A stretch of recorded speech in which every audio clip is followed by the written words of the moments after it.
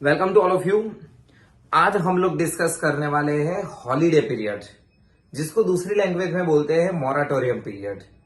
जब भी हम बैंक में से लोन लेते हैं तो उसके अगले महीने से ही हमको ईएमआई पेमेंट करना होता है। बट हमारे पास बैंक ऐसी फैसिलिटी हमको प्रोवाइड कर दी है कि अगर कुछ समय तक अगर हम ईएमआई पेमेंट नहीं करना चाहते तो वो भी हमारे पास अलाउड है। बट यस, इसी को बोलते हैं हॉलीडे पीरियड या फिर मोराटोरियम पीरियड।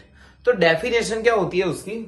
तो क्या period is a time allowed for the borrowers, मतलब जिन्होंने लोन लिए उसको टाइम पीरियड दिया गया है। किसके लिए? During the loan term. 20 साल की लोन है, ओके 20 साल की लोन में when they are not required to make a principal repayment। अभी ईएमआई पेमेंट करेंगे तो ईएमआई में प्रिंसिपल अमाउंट प्लस इंटरेस्ट दोनों जाएगा। बट यहां पे क्या होता है कि आपको प्रिंसिपल अमाउंट पेमेंट नहीं करना होता। Make principal repayment, it is a waiting period before which repayment the way of EMI. मतलब हुआ क्या, मैंने आज से लोन लिया बट ईएमआई आज से नहीं भरना है। ईएमआई मेरे जब भी स्टार्ट होंगे उस लोन लेने से ईएमआई स्टार्ट होने के बीच के जो पीरियड बोलते हैं ना, उसको हम बोलते हैं मोराटोरियम पीरियड या फिर holiday period. But generally all थोड़ा डिस्कस करते हैं। The repayment begin only after the disbursement of entire loan. मैंने 25 लाख का लोन लिया है तो 25 लाख मेरे लोन अकाउंट में आने के बाद ही मेरा ईएमआई स्टार्ट होगा। दैट मीन्स 25 लाख एक साथ भी अगर बैंक लोन डिस्बर्स कर रही है तो ओके। और कभी कभी क्या होता है कि जैसी मेरी रिक्वायरमेंट हो, आज मेरे को 5 लाख चाहिए, 2-3 महीने के बाद 10 लाख चाहिए, तो बैंक ऐसे पार्शियली मेरा लोन अकाउंट में डेबिट करते रहेंगे वो लोग। तो यहां पे बोला है पूरा डिसबर्समेंट होने के बाद ही जनरली ईएमआई स्टार्ट होता है। तो दोबारा रिवाइज कर लेते हैं। The repayment begin only after disbursement of entire amount.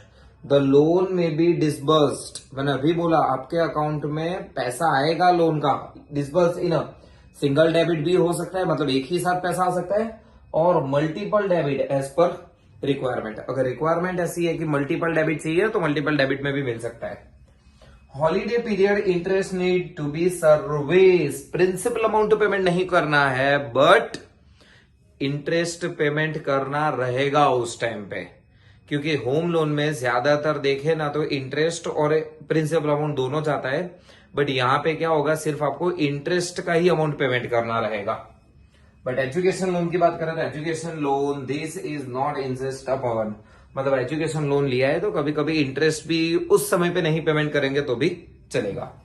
Next, in the respect of housing loan. But बात करें अगर हाउसिंग लोन की, होम लोन लिया मैंने, तो होम लोन की बात करें तो मैंने होम लोन में अगर कंस्ट्रक्शन के लिए लिया है ना, तो 18 महीने तक अगर मैं सिर्फ और सिर्फ इंटरेस्ट पेमेंट कर रहा हूं ना तो चलेगा। पूरा ईएमआई पेमेंट करने की जरूरत नहीं है। 18 महीने का बैंक हमको पीरियड देता है कि जिसको बोलते हैं हॉलीडे पीरियड, मोराटोरियम पीरियड।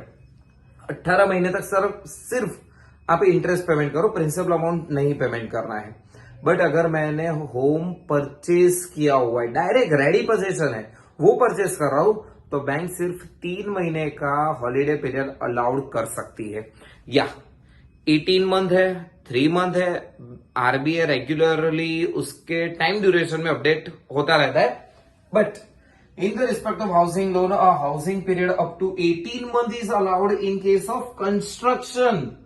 अगर कंस्ट्रक्शन में है तो ही 18 महीने मिलेगा, but 3 month in case of purchase. And yes, ये ऐसा आपको क्यों बैंक बेनिफिट दे रही है? बैंक को भी पता है कि जब आप परचेस कर रहे हो या फिर कंस्ट्रक्ट कर रहे हो ना, तो इनिशियल स्टेज पे आपके पास बहुत सारा एक्सपेंस होगा। मैं अगर डायरेक्ट होम परचेस कर रहा हूं तो वहां पे मेरे को एक बहुत बड़ा 10-20% मेरे को डाउन पेमेंट भी भरना रहेगा। तो वो डाउन पेमेंट कर रहा हूं, मेरी सारी सेविंग जा चुकी है। तो 3 महीने 18 महीने तक आप सेव करो, खुद को एक कैपेबल लाओ, फिर ईएमआई पेमेंट करना स्टार्ट करो। यही हमारे लिए बेनिफिट है। तो in holiday period is allowed with the intention to allowed the borrower. Borrower को इसी इंटेंशन से दिया जाता है कि to get themselves equipped for the repayment. Repayment के लिए आप कैपेबल हो जाओ, तब तक आपको वो पीरियड दिया जाता है। Because in the initial stage और अवेलिंग द लोन, क्योंकि लोन जब भी लेते हैं ना तब बहुत सारे एक्सपेंस भी होते हैं, तो बोला है कि there may be some miscellaneous expense which they need to be meet. तो इसी के कारण हमको बोला है कि अगर शुरुआत के पीरियड में आप अगर सिर्फ और सिर्फ इंटरेस्ट पेमेंट करना चाहते हो तो इंटरेस्ट पेमेंट कर सकते हो, पूरा का पूरा ईएमआई पेमेंट नहीं करना है। तो सिंपल सा था, हॉलीडे पीरियड बोल सकते हैं, मोराटोरियम पीरियड बोल सकते हैं। ईएमआई पेमेंट नहीं करना है, सिर्फ और सिर्फ इंटरेस्ट पेमेंट करना है, प्रिंसिपल अमाउंट बाद में पेमेंट करेंगे। कंस्ट्रक्शन के लिए 18 महीने तक समय देंगे और परचेस के लिए तो 3 महीना हमको बैंक अलाउड करता है। तो ये सिंपल सा टॉपिक था।